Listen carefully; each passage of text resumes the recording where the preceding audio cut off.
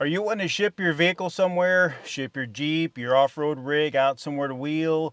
Have you found an old car somewhere that you don't know how you're gonna get it back, and maybe you don't feel like doing the fly and drive? Maybe it needs a lot of work, but you need to figure out how to get that vehicle from wherever it's at in this country to you. There's a couple options. Load up the truck and trailer and go get it, or take your vehicle out there, or possibly ship your vehicle. So what do you do first? Well, you're probably going to go out on the internet and you're going to put your name in one of the used ship places or something. And then you're going to say where you're going to go, or where the vehicle's at and where is it going, and when would you like it there. And then let the fun begin, because you're about to have some. So the part that none of the shippers ever tell you is that for the most part, unless you know somebody who has a truck that can go get it, or you happen to know someone who has a business of picking up the vehicles, for the most part, it's almost all contractors. You're going to send in your request, and they're going to broadcast that out to what seems like thousands of transport companies. And it's transport company is a very loose term. That's a guy with a trailer that can go somewhere and pick it up and bring it to you. And, well, quite frankly, the communication sucks. You're going to get bombarded off of that one email with hundreds of people. You know, we can do it. We can do it. We can do it for you for anything from $100 to $1,000-ish. And you're not going to have any idea which one to go with, because the $100 one sounds good. But what are you really getting? Are you getting a driver with some kind of insurance in case they wreck your vehicle or not? Well, you just never know. So I started out by shipping my Dodge D100 from roughly Kansas, because it wouldn't make the ride to Missouri because it's too specialized, right? Most of your fly and drive people are doing mid-70s, late 60s vehicles that you can buy parts for. Well, this thing is too customized. You couldn't find them. So I found a service that picked it up, and well, they blew out all the steering hoses in my courtyard, but we got all that fixed. But you just never really know. So then I hooked up with another service, because that guy went out of business, and he was actually pretty good with the communication and everything. So I had two vehicles, my Comet, my Meteor, that went from Salt Lake City to Colorado, and then from Colorado to here on two separate trips. Same thing. Put my name in the roulette wheel. What I got was a ton of names, and I picked one. And that one wasn't too bad, but the drivers don't expect communication, because it's horrible. And you're going to give them a date, and guess what? It doesn't matter what day. It's a rough estimation. You'll give them a date to drop off and a date to pick up, or vice versa. And you wait. And you'll almost always have to give them some kind of down payment money. So any of them that have actually picked the vehicle up get a low monetary fee. And when we get done with the overview, I'll give you an overview of the last truck I had shipped. Hope you like it. I'll show you more about this at the end of this.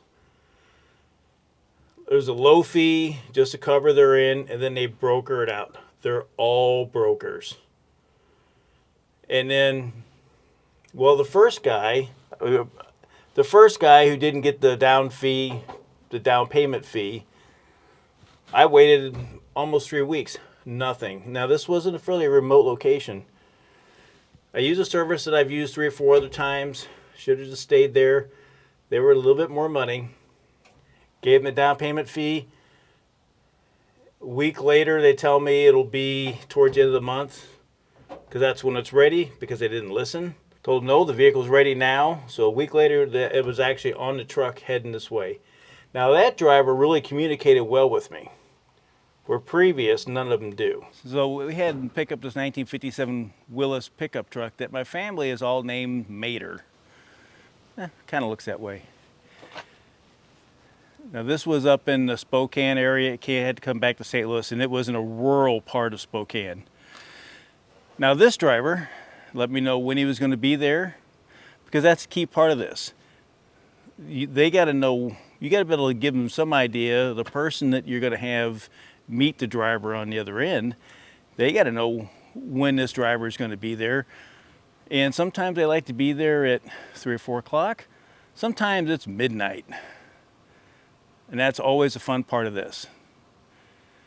Oh, they'll tell you, hey, I'm here, and it is midnight. And I'll leave the information of the last driver and the company that I use for this. And that'll all be down in the descriptions below.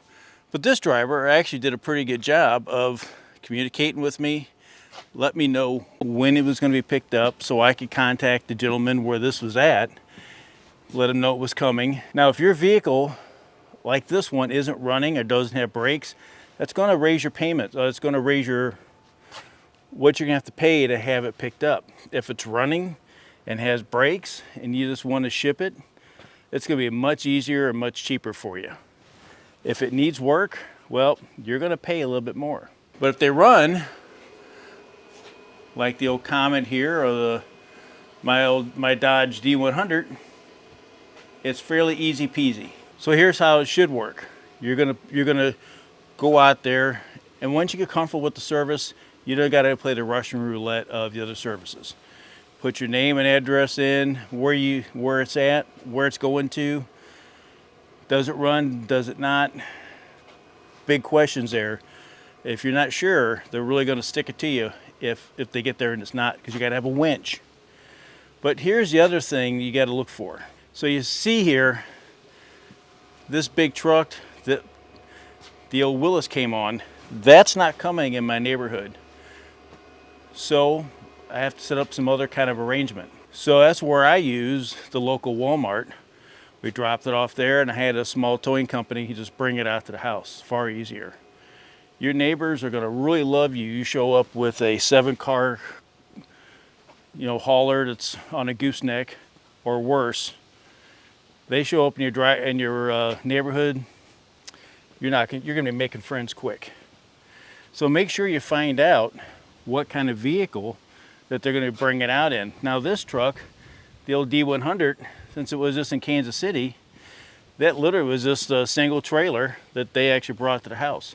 All the other ones were huge goosenecks that they wanted to bring out, and they were going to get stuck in my neighborhood. You're shipping your Jeep out, let's say to Utah or somewhere to go wheeling. Make sure that if you're going to meet at the other end, that's fine.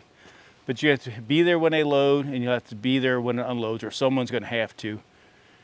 And just make sure that all that's clearly spelled out, because I've had these go both ways. Sometimes they communicate great, and sometimes not so much. The last thing you gotta look for is basically someone you're gonna be comfortable with. They're all contractors.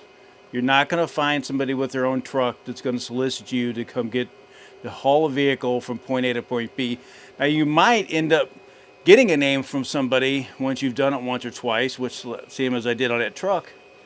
Otherwise, it's Russian roulette, and you don't know until you've gone through it. Once you find a good source, stick with it. Now, when you go down in the description, you see the name of the companies that I'm not endorsing them. I'm telling you, I've used them, and it's went okay. The last driver, I thought he did a pretty good job. If you use them and it goes good, bonus. But if it doesn't, once again, it's hit and miss. And then just make sure that pay with credit cards. You can use cash for the final delivery. You'll get a cash or a credit card price. Just make sure you're there and inspect the vehicle if you're going to give them cash.